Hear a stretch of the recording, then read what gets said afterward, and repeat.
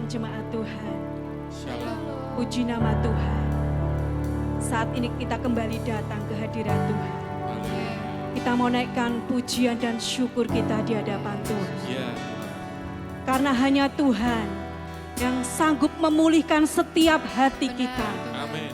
Dan hanya Tuhan yang sanggup memberkati hidup setiap kita. Amin. Haleluya. Kita mau pujikan Yesus, kemuliaan-Mu. Haleluya. Pulihkan hatiku. Haleluya.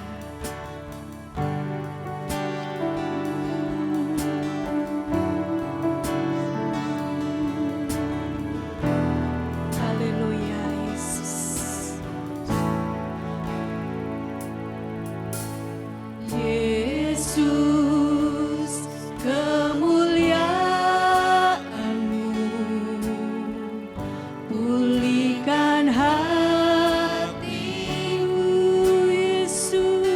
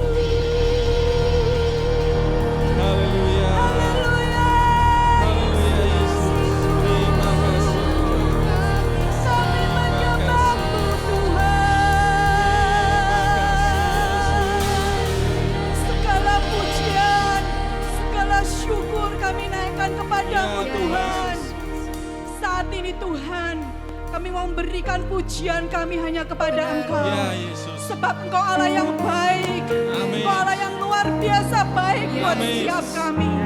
Terima kasih Tuhan, Ya. terima kasih. Kami mau menyukakan hati-Mu Tuhan. Ya Tuhan. Melalui pujian kami. Ya Di Tuhan. dalam nama Tuhan Yesus, setiap kita yang siap memuji Tuhan katakan, Amin. Haleluya. Haleluya. Allah itu baik, Amin. sungguh baik buat setiap kita. Amin. Kasih setia Tuhan tidak pernah berhenti. Yes. Haleluya. Allah itu baik, sungguh baik bagiku. Kita mau Amin. pujikan pujian ini. Haleluya.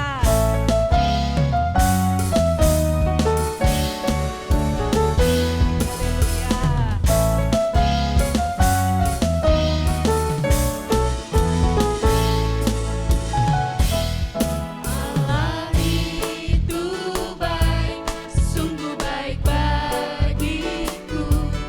Ditunjukkannya kasih setianya. Dia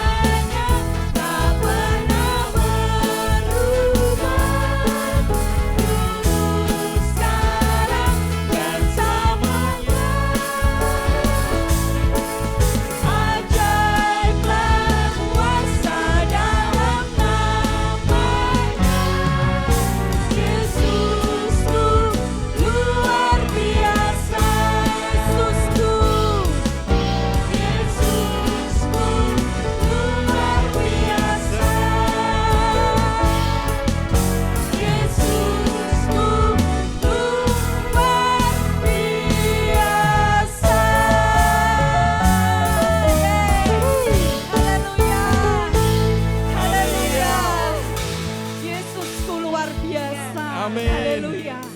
Silakan duduk kembali Bapak Ibu Saudara. Puji nama Tuhan. Hanya Tuhanlah satu-satunya yang dapat kita andalkan dalam hidup kita. Tidak ada yang lain. Dialah sumber kekuatan kita, sumber penghiburan kita, sumber kesembuhan kita. Bahkan Dia sanggup memulihkan setiap kita. Haleluya.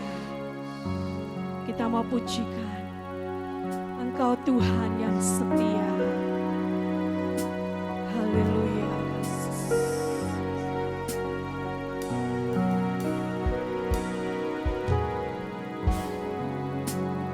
Tuhan yang setia, waktumu selalu yang terbaik. Engkau Tuhan sandang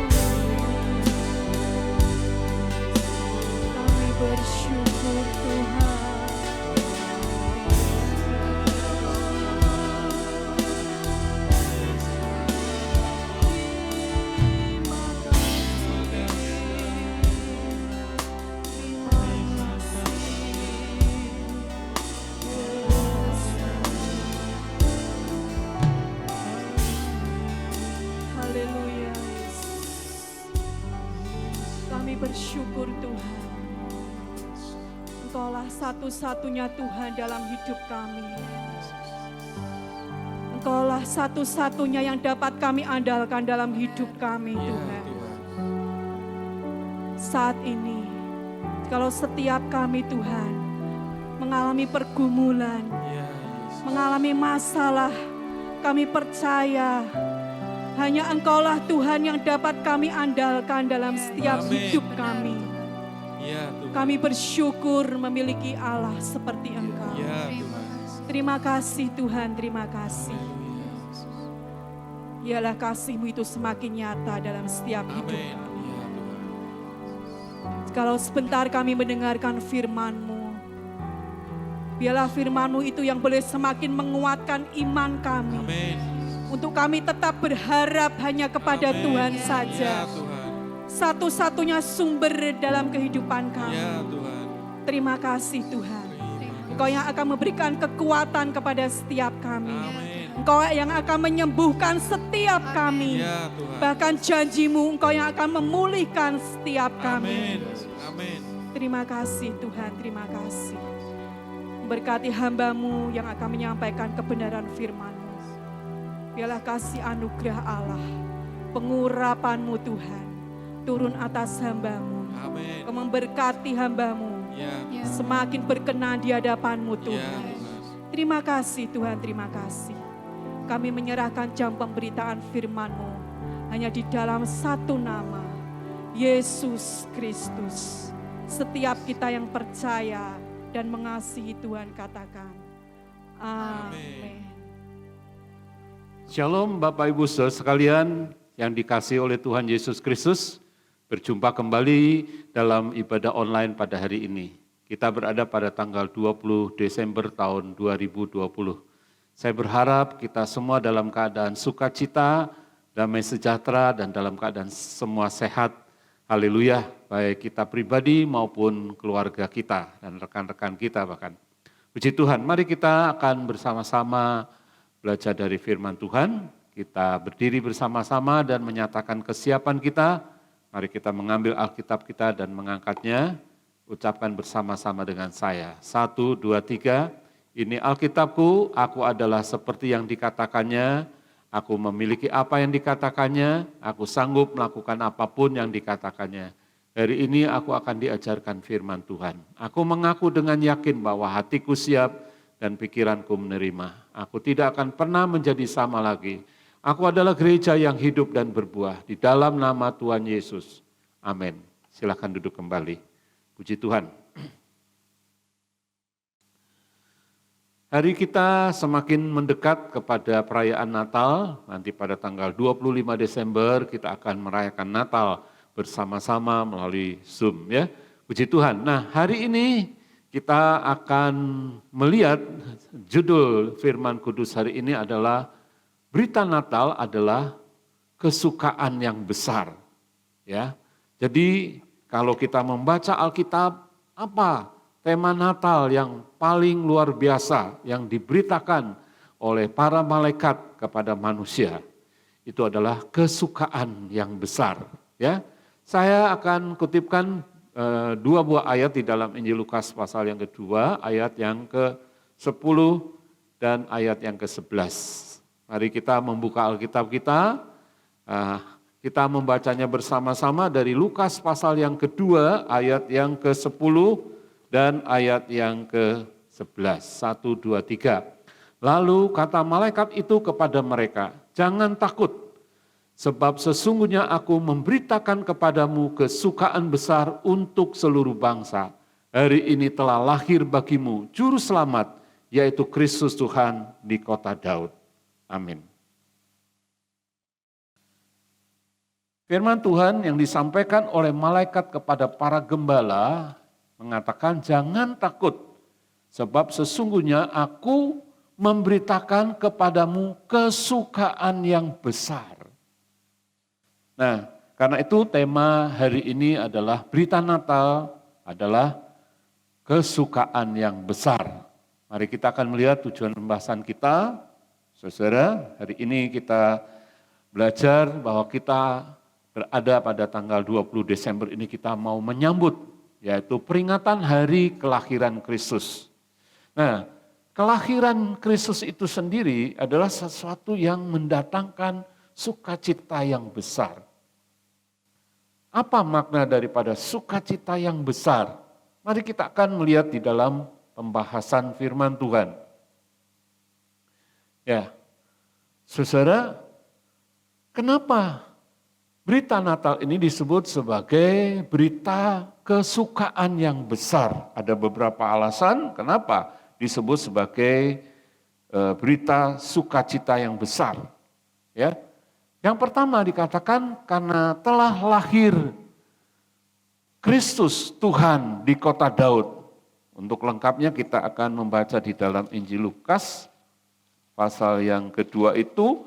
Di situ dikatakan ketika malaikat itu datang kepada para gembala, maka malaikat memberitahukan, ya, apa yang diberitahukan? Karena dikatakan hari ini telah lahir bagimu Kristus Tuhan di kota Daud. Ya. Nah, kemudian alasan yang kedua, kenapa ini disebut sebagai sukacita yang besar? Saudara, karena berita tentang kelahiran Kristus atau kedatangan Mesias itu adalah sesuatu yang sudah dinubuatkan ratusan bahkan ribuan tahun sebelum kelahiran Kristus. Jadi berita ini adalah berita yang sudah dinantikan oleh orang-orang Israel. Dan kita tahu, saudara, paling tidak ada lebih dari 5 nubuatan di dalam Alkitab tergenapi ketika Kristus dilahirkan. Lebih dari 5, ya. Saudara, jadi ketika Kristus lahir berarti nubuat yang sekian ratus tahun, sekian ribu tahun itu digenapi. Nah, bukankah itu sesuatu yang mendatangkan sukacita yang besar? Bayangkan saudaraku, dari zaman ke zaman orang menantikan firman Tuhan selalu didengung-dengungkan bahwa Mesias akan datang, Mesias akan lahir, Mesias akan mengunjungi mereka. Dan ketika Yesus lahir, itu berita itu digenapi. Jadi itu merupakan kesukaan yang besar. Nah, yang ketiga, dari sekian banyak alasan, saya ambil 3 alasan ya. Yang ketiga, kelahiran Kristus itu bukan hanya untuk bangsa Israel. Dalam pembacaan Lukas 2 ayat 10-11 tadi mengatakan, hari ini telah lahir Kristus Tuhan di kota Daud bagi seluruh bangsa. Ya, maka disebut kesukaan yang besar karena tidak terbatas hanya satu suku, satu bangsa. Tidak.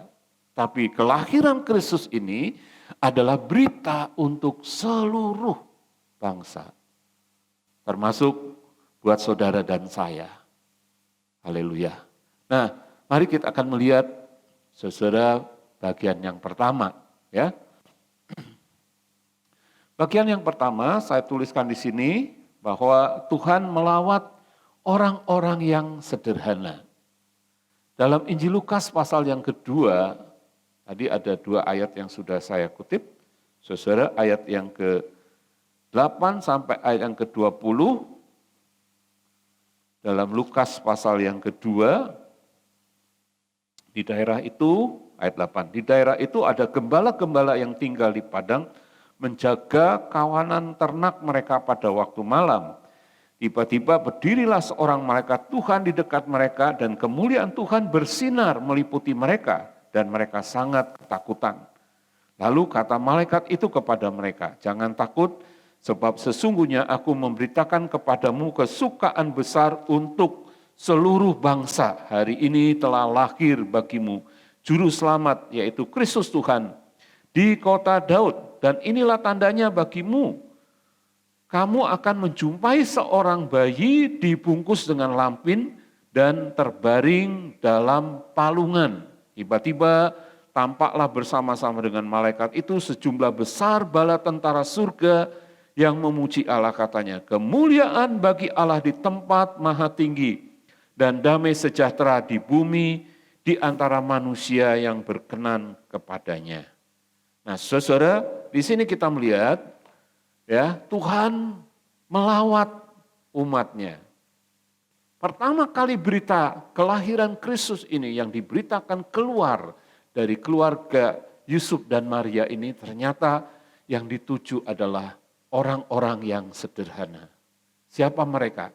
Mereka adalah gembala-gembala yang menjaga kawanan ternak mereka di padang pada waktu malam. Saudara-saudaraku, kenapa saya katakan ini adalah orang-orang sederhana?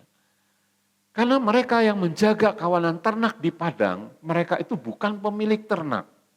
Mereka adalah orang-orang yang bekerja pada orang lain. Ya, jadi mereka menjaga kawanan domba mereka. Ini orang-orang yang sangat sederhana. Bahkan kalau kita membaca di dalam Alkitab Perjanjian Lama khususnya, orang-orang Mesir itu sangat tidak suka dengan pekerjaan gembala. Karena dianggap bahwa pekerjaan gembala ini adalah sebagai satu pekerjaan yang hina bagi orang-orang Mesir. Ya, jadi saudaraku, tapi hari ini kita melihat bahwa Tuhan melawat justru kepada orang-orang yang sederhana. Kenapa saudara? Nah, yang pertama kalau kita melihat orang-orang yang sederhana ini adalah orang-orang yang mudah percaya. Apalagi yang datang pada waktu itu adalah malaikat-malaikat Tuhan. Malaikat pertama berkata, jangan takut, sebab hari ini aku membawa kabar baik, berita kabar baik telah lahir bagimu Kristus Tuhan di kota Daud untuk seluruh bangsa. Jangan kamu takut. Saudaraku, kemudian disambung dengan paduan suara para malaikat yang memuliakan Tuhan Allah. Yang begitu luar biasa. Ya, nah saudaraku, orang-orang sederhana ini dengan yakin bahwa ini adalah satu berita yang sungguh-sungguh datang dari surga. Maka saudaraku mereka mudah untuk percaya. Kemudian saudaraku mereka mudah untuk mengerti juga. Pada waktu itu malaikat-malaikat berkata, Kristus lahir di kota Daud. Ya, nah bagi orang-orang pada waktu itu tahu mana itu kota Daud. Malaikat tidak menyebutkan nama kotanya, ya, tapi yang disuruh dikatakan kota Daud. Dan Bethlehem itulah kota Daud. Dan orang-orang tahu juga bahwa kalau mereka percaya kepada Alkitab, mereka tahu bahwa itu sudah ada dinubuatkan di dalam kitab Mika. Bahwa nanti Kristus itu akan lahir di Bethlehem. Jadi ketika malaikat-malaikat memberitahu kepada para gembala, gembala ini langsung mengerti kota Daud itu adalah Bethlehem. Ditambah lagi ketika malaikat itu berkata, kamu nanti akan menjumpai seorang bayi dibungkus kain lampin dan dibaringkan di dalam palungan. Nah, bagi gembala-gembala, palungan itu artinya tempat makan domba. Itu sesuatu yang tidak asing bagi mereka. Mereka biasa melakukan itu, saudara. Jadi kalau mereka memberikan makanan kepada domba-domba yang ada di kandang, itu menggunakan palungan. Tahu jadi, nah ini mudah dimengerti. Jadi bagi para gembala, berita yang disampaikan oleh para malaikat ini adalah berita yang mudah dimengerti. Kemudian saudaraku, dalam ayat selanjutnya dikatakan bahwa orang-orang gembala-gembala ini kemudian ayat 15 setelah malaikat itu meninggalkan mereka dan kembali ke surga, gembala-gembala itu berkata seorang kepada yang lain, mari kita pergi ke Bethlehem untuk melihat apa yang terjadi di sana seperti yang diberitahukan Tuhan kepada kita. Lalu mereka cepat-cepat berangkat menjumpai Maria dan Yusuf dan bayi itu yang sedang berbaring di dalam palungan. Dan ketika mereka melihatnya, mereka memberitahukan apa yang dikatakan kepada mereka tentang anak itu. Dan semua orang yang mendengarnya heran tentang apa yang dikatakan gembala-gembala itu kepada mereka. Tapi Maria menyimpan segala perkara itu di dalam hatinya dan merenungkannya.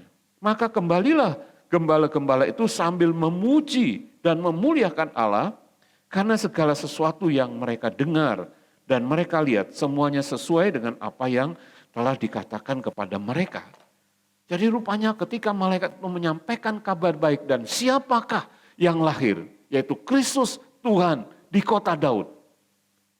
Gembala ini menangkap berita firman Tuhan itu, lalu ketika mereka sampai ke Bethlehem, mereka menceritakan kepada orang-orang yang ada di situ. Mungkin di situ bukan hanya ada Yusuf dan Maria, ya mungkin ada tetangga-tetangga yang lain yang kebetulan mereka ada di sekitar di situ yang menyaksikan atau mendengar kelahiran daripada Kristus, dan gembala ini memberitakan kepada mereka bahwa yang dilahirkan adalah Kristus Tuhan di kota Daud. Bahwa ini adalah sesuatu yang dinubuatkan oleh para nabi sekian ratus tahun yang lalu atau sekian ribu tahun yang lalu. Nah, saudaraku, mereka melihat semuanya dan dikatakan semuanya itu sesuai dengan apa yang dikatakan malaikat. Mereka kembali ke padang penggembalaan mereka dan dikatakan sambil memuji dan memuliakan Tuhan Allah. Luar biasa ya, puji nama Tuhan. Nah, saudara, inilah berita yang pertama yang Tuhan sampaikan kepada orang-orang yang sederhana.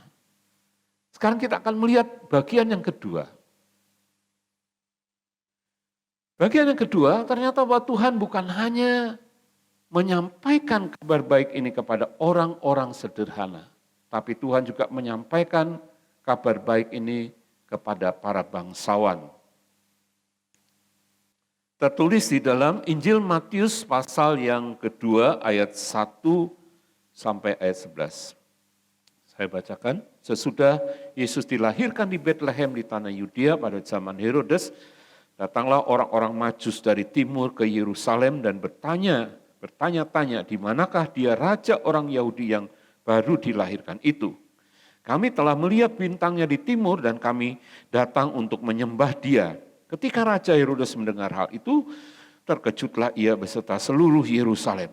Maka dikumpulkannyalah semua imam kepala dan ahli-ahli Taurat bangsa Yahudi, lalu dimintanya keterangan dari mereka, di mana Mesias akan dilahirkan.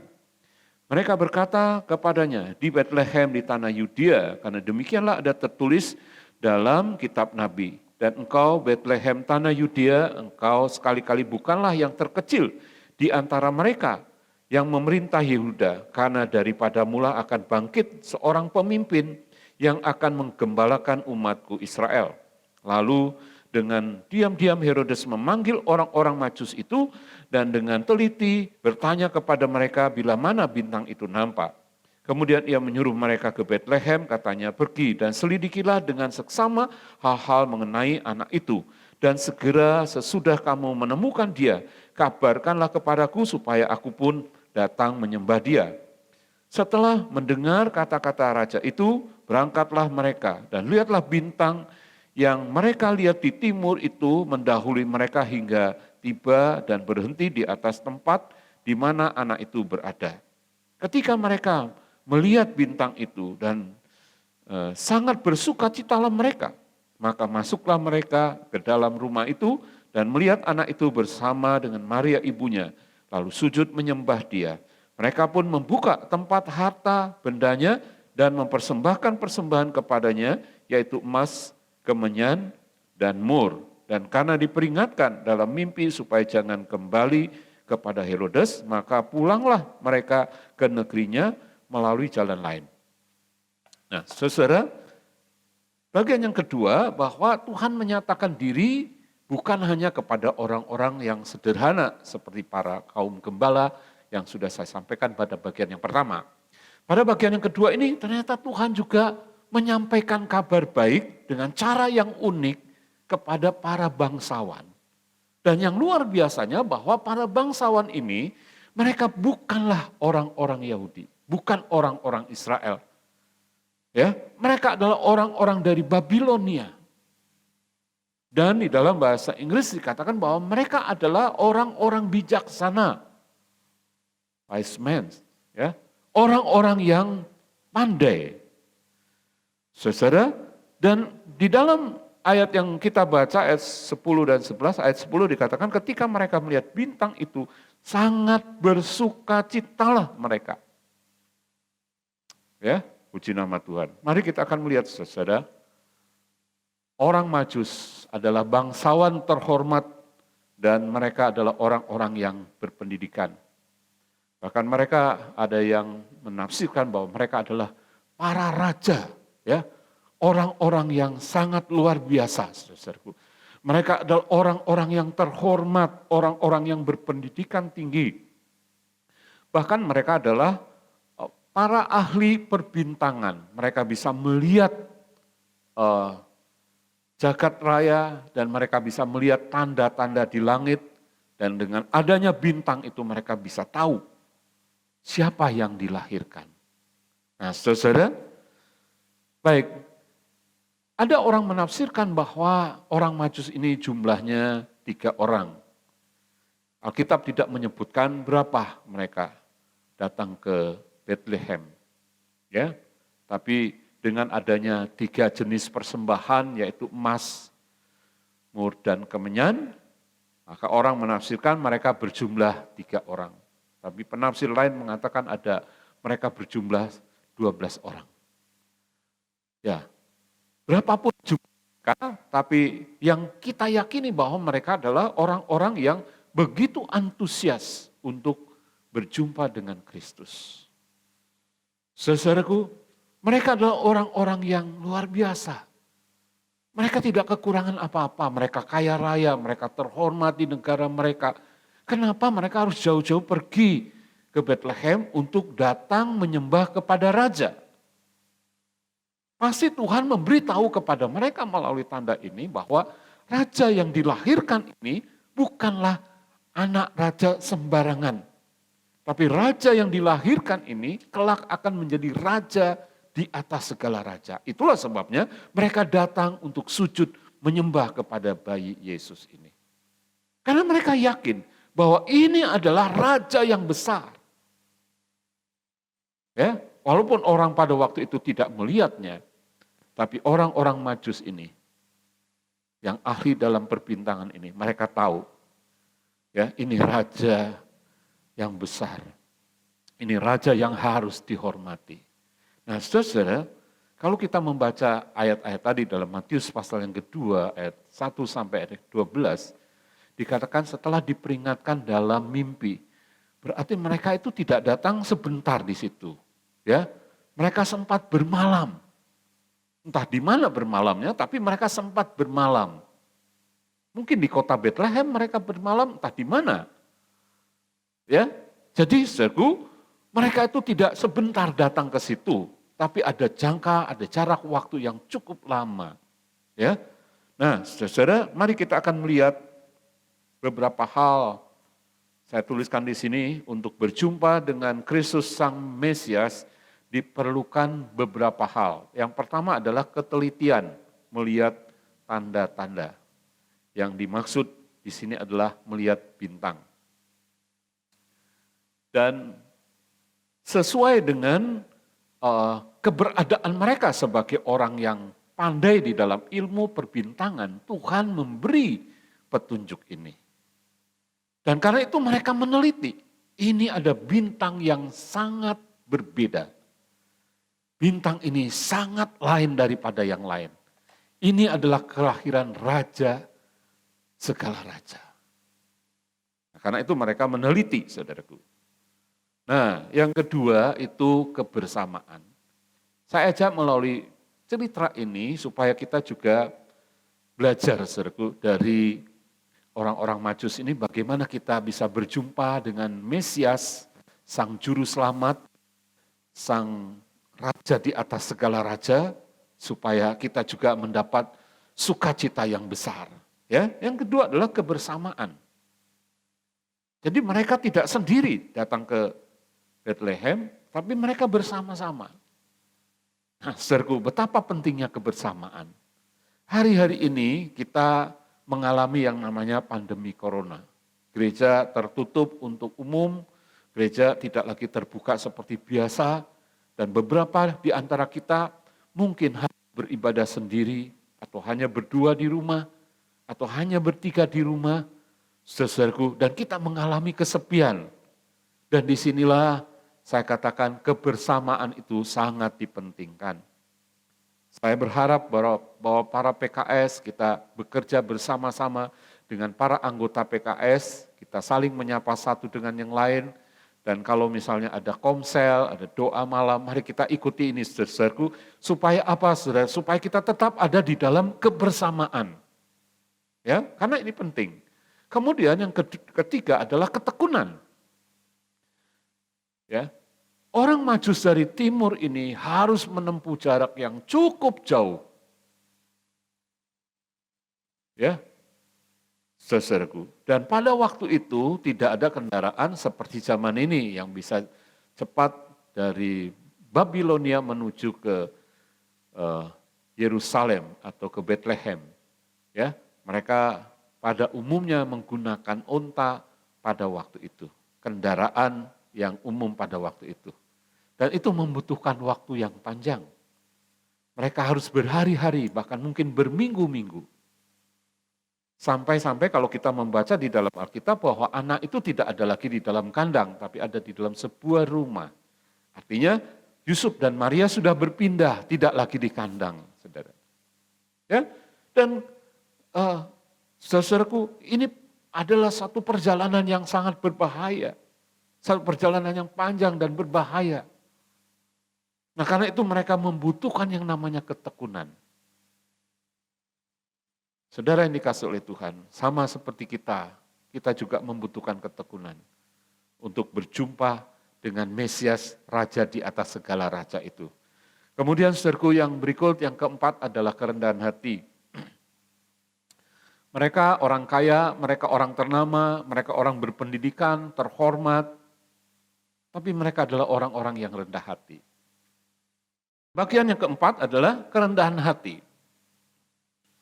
Saudara, mereka adalah orang-orang bangsawan, terhormat, berpendidikan, mereka dihormati di tempat mereka. Mereka sangat dikagumi, ya, saudaraku. Tapi ketika mereka berjumpa dengan Mesias, mereka harus merendahkan hati mereka. Ya, mereka harus merendahkan diri mereka.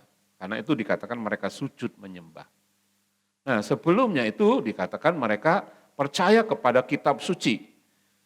Saudaraku, mereka datang ke Yerusalem. Karena mereka berpikir begini, anak raja harusnya lahir di istana raja. Istana raja ada di kota Yerusalem, pusat pemerintahan Herodes pada waktu itu. Maka dia datang ke Yerusalem, ke istana raja dan bertanya, di mana anak yang barulah dilahirkan itu? Dikatakan bahwa Herodes terkejut, bahkan seluruh kota Yerusalem terkejut mendengar berita kelahiran seorang anak raja. Saudara, ya ada alasannya kenapa mereka terkejut. Nah, saudara, tapi ketika Herodes mendengar itu, Herodes memanggil para imam, kepala, ahli Taurat untuk bertanya, di mana Mesias dilahirkan? Lalu para imam ini, ahli-ahli Taurat, membuka Alkitab dan mereka menunjuk kepada kitab Mika, dan dikatakan di sana, di Bethlehem, Yehuda, tempat kelahiran Mesias. Lalu mereka percaya, orang-orang Majus ini percaya kepada kitab suci. Dan mereka pergi ke Bethlehem, kota yang kecil di Yehuda. Saudaraku, mereka tidak memandang, loh kenapa kok harus pergi ke Bethlehem? Jangan-jangan keliru ini. Tapi mereka itu orang yang percaya kepada kitab suci. Ya, kitab suci sudah mengatakan begitu, jadi mereka percaya. Nah, saudaraku, kitab suci kita saya sebut pada minggu yang lalu ini Logos, yang tertulis dan penuh kuasa. Kalau kita percaya kepada firman Tuhan yang tertulis ini, maka saudara dan saya mendapat sukacita yang besar. Kemudian saudaraku, selain itu mereka juga mempersembahkan korban, emas, kemenyan, dan mur. Ya, pengorbanan mereka pada waktu itu, benda-benda itu adalah benda-benda yang sangat berharga dan sangat berguna. Saudaraku, dan mereka korbankan itu, berani berkorban untuk raja di atas segala raja. Itu luar biasa saudaraku. Jadi inilah yang membuat mereka bisa berjumpa dengan Mesias yang dilahirkan. Dan itu mendatangkan sukacita yang besar. Puji nama Tuhan. Nah, dari dua buah contoh di sini kita melihat yang pertama Tuhan menjumpai orang-orang sederhana, para gembala di padang, orang-orang yang kaum marginal mungkin, orang-orang yang tersingkirkan mungkin, orang-orang yang tidak dianggap. Ya, dan saudaraku, yang kedua Tuhan menjumpai orang-orang yang terhormat, para bangsawan. Nah, saudaraku, kita melihat di sini, bagian yang ketiga, kita sedang menantikan kedatangan Yesus yang kedua kali. Saudaraku, ada ayat firman Tuhan di dalam kitab Yesaya pasal yang ke-40, ayat 3 sampai ayat yang ke-5. Saya akan bacakan kitab Yesaya 40 ayat 3 sampai 5.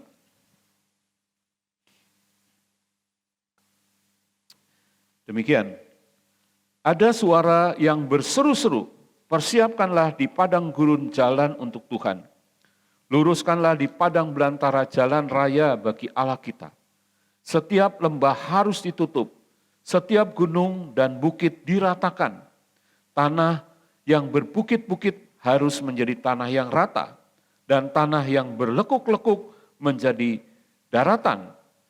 Maka kemuliaan Tuhan akan dinyatakan, dan seluruh umat manusia akan melihatnya bersama-sama. Sungguh Tuhan sendiri telah mengatakannya. Nah, saudara-saudaraku,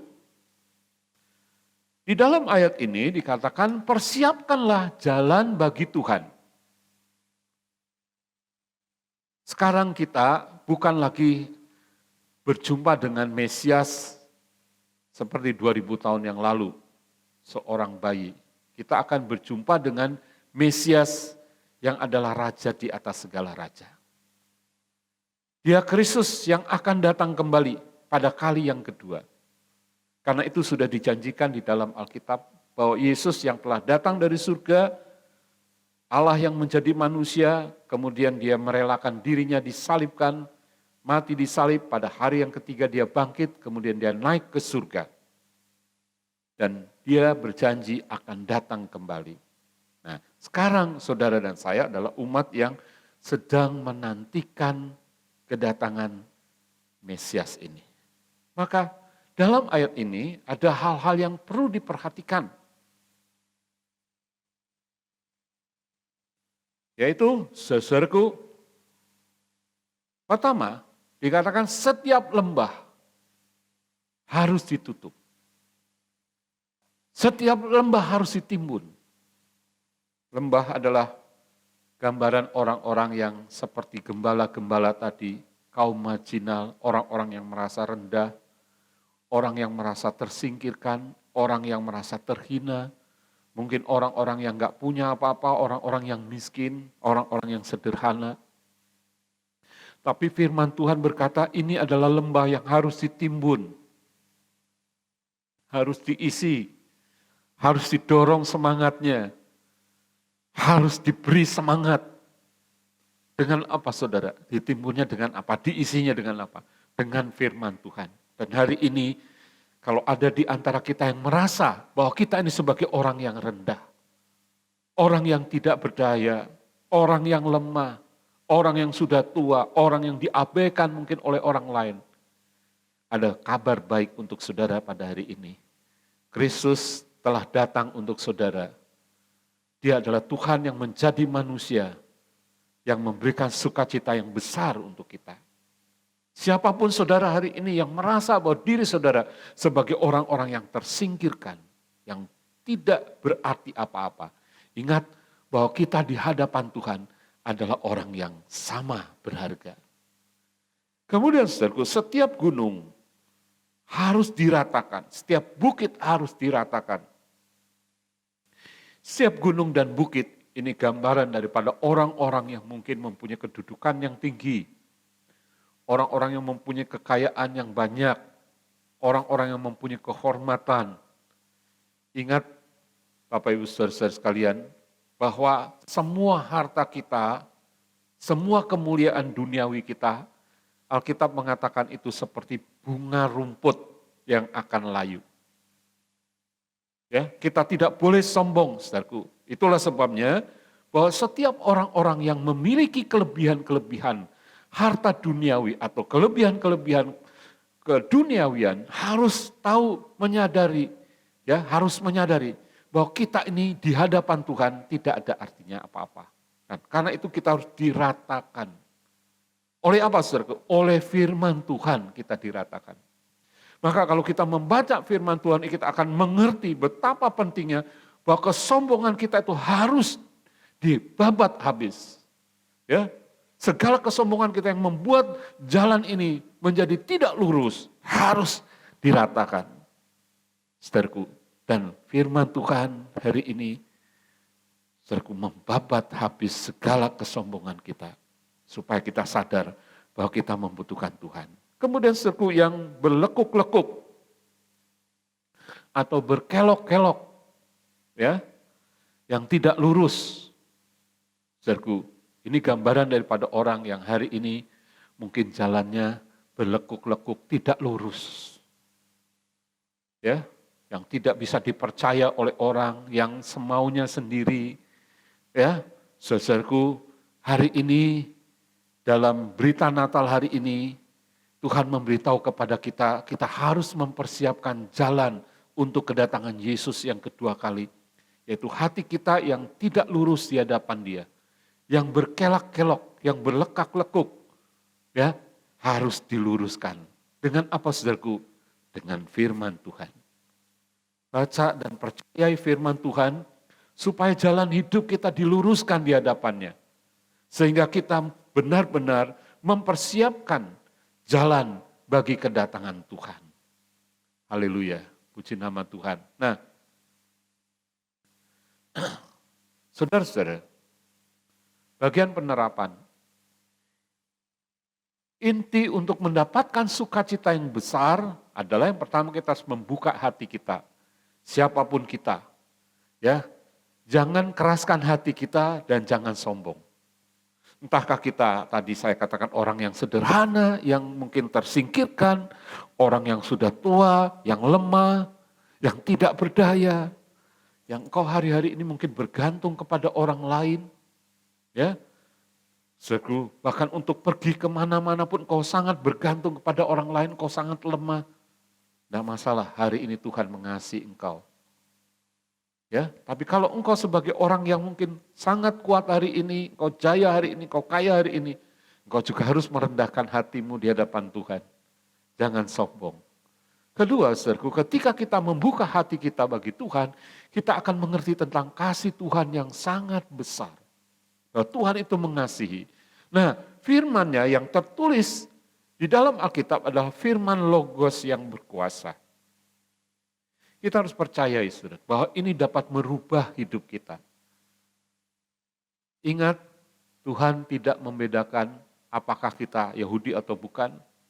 Semua kita dikasihi oleh Tuhan. Karena kelahiran Kristus adalah untuk segala bangsa. Dan ini yang mendatangkan sukacita di dalam hati saya. Dan saya yakin juga ini akan mendatangkan sukacita di dalam hati saudara-saudara. Karena Kristus lahir untuk saudara dan untuk saya juga. Haleluya, amin. Mari kita membaca penutupnya, saudaraku, di dalam Lukas 2 ayat 10 dan 11. Kita baca bersama-sama. 1, 2, 3. Lalu kata malaikat itu kepada mereka, jangan takut, sebab sesungguhnya aku memberitakan kepadamu kesukaan besar untuk seluruh bangsa.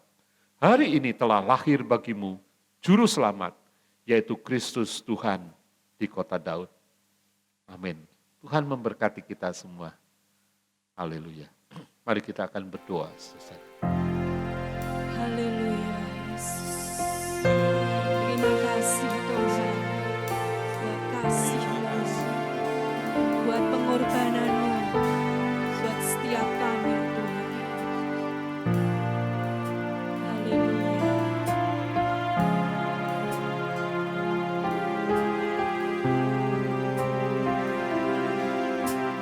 Ku tak dapat lupakan kebaikan yang ku terima, pengorbananmu yang mulia, jadikan ku berharga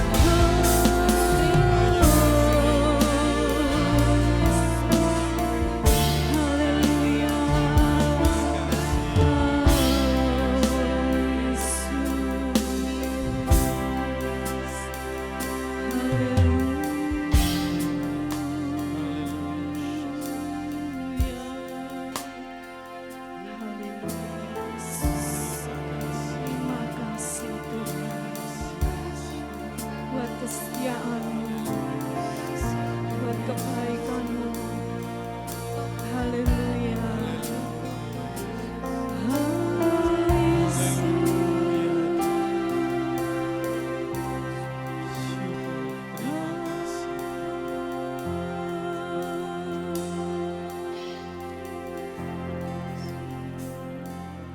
Mari kita berdoa. Bapa, di dalam nama Tuhan Yesus, kami sudah mendengar firman-Mu, bahwa Engkau tidak memandang rupa, tidak memandang harta. Engkau yang mengasihi kami,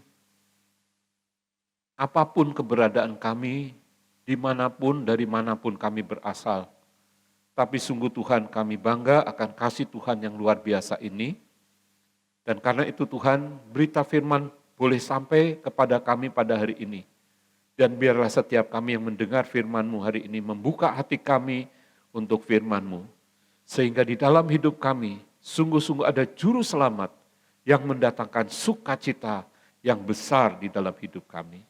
Tanamkan Roh Kudus firman-Mu ini di dalam setiap pribadi kami. Menjadi rema yang luar biasa. Sehingga setiap kami benar-benar Tuhan dapat mengerti makna daripada kelahiran Kristus.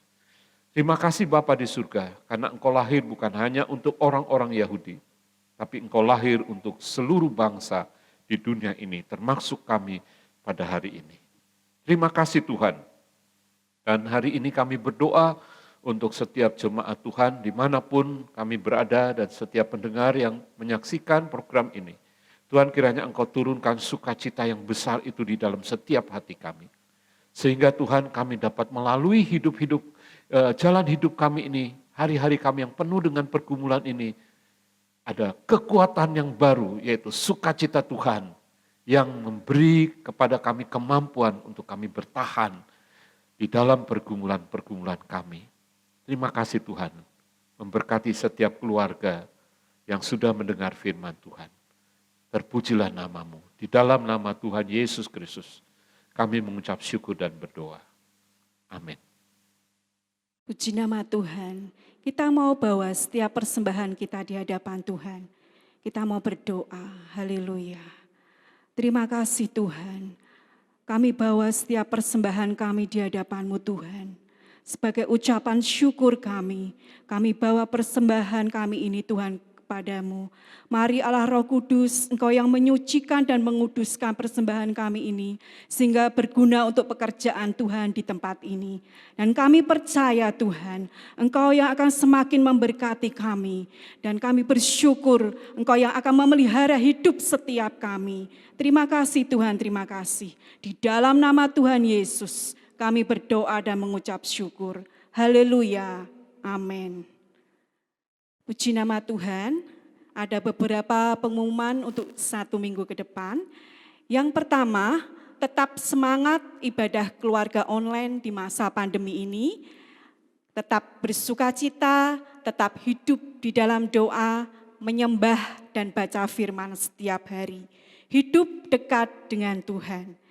Yang kedua, kirim foto ibadah minggu, ibadah komsel, dan doa multiplikasi ke PKS masing-masing.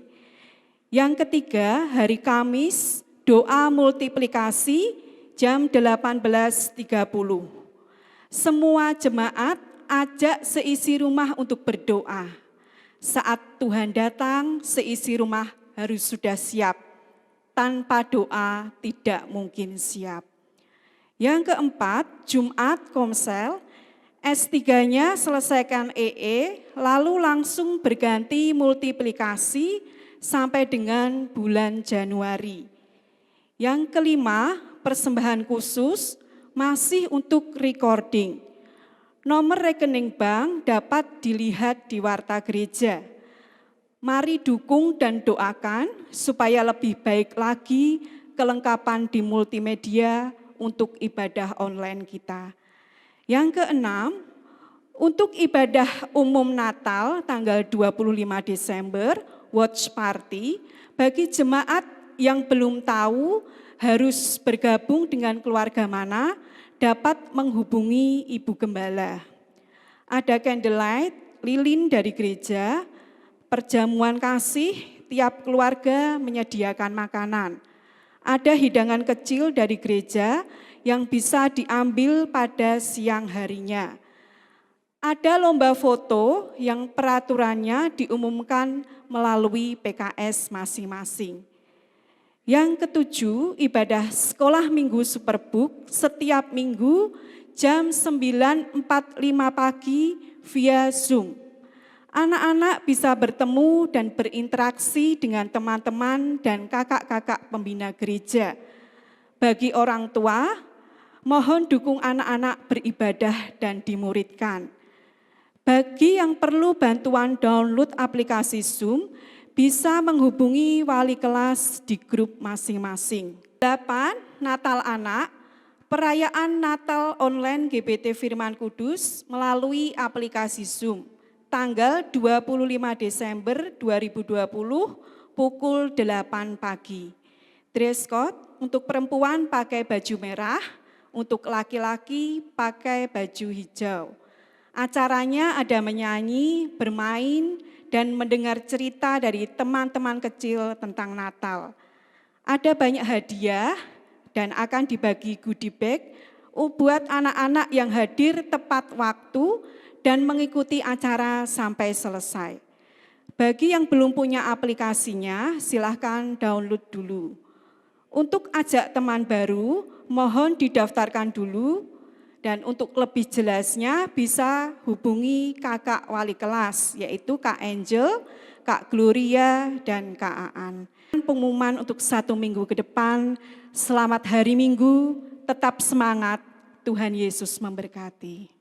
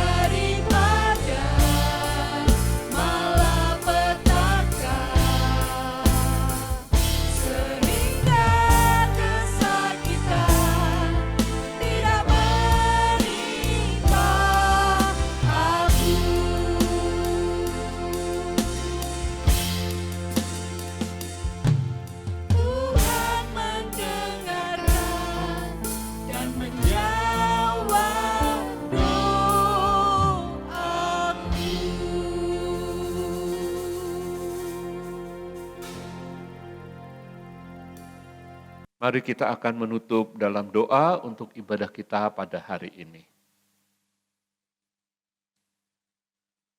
Berbahagialah orang yang tidak berjalan menurut nasihat orang fasik, yang tidak berdiri di jalan orang berdosa, dan yang tidak duduk dalam kumpulan pencemooh.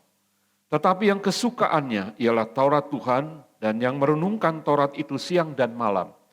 Ia seperti pohon yang ditanam di tepi aliran air, yang menghasilkan buah pada musimnya, dan yang tidak layu daunnya, apa saja yang diperbuatnya berhasil. Diberkatilah engkau pada waktu masuk, dan diberkatilah engkau pada waktu keluar. Dan Tuhan memerintahkan berkat di dalam lumbungmu dan di dalam segala usahamu. Tuhanlah yang telah menetapkan kita untuk menjadi umat-Nya yang kudus. Dan Tuhan melimpahi kita dengan segala kebaikannya. Tuhan mengangkat kita menjadi kepala dan bukan ekor. Dan kita akan tetap naik bukan turun. Terpujilah Tuhan, kekal selama-lamanya. Mari setiap jemaat Tuhan kita akan menadahkan tangan kita menerima berkat Tuhan. Tuhan memberkati engkau dan melindungi engkau. Tuhan menyinari engkau dengan wajah-Nya dan memberi engkau kasih karunia. Tuhan menghadapkan wajah-Nya kepadamu dan memberi engkau damai sejahtera di dalam nama Bapa, Putra, dan Roh Kudus, yaitu di dalam nama Tuhan Yesus Kristus. Semua kita yang percaya dan mengasihi Tuhan sama-sama katakan amin. Amin. Tuhan memberkati kita semua, saudara sekalian, sampai berjumpa kembali pada kesempatan yang akan datang. Shalom.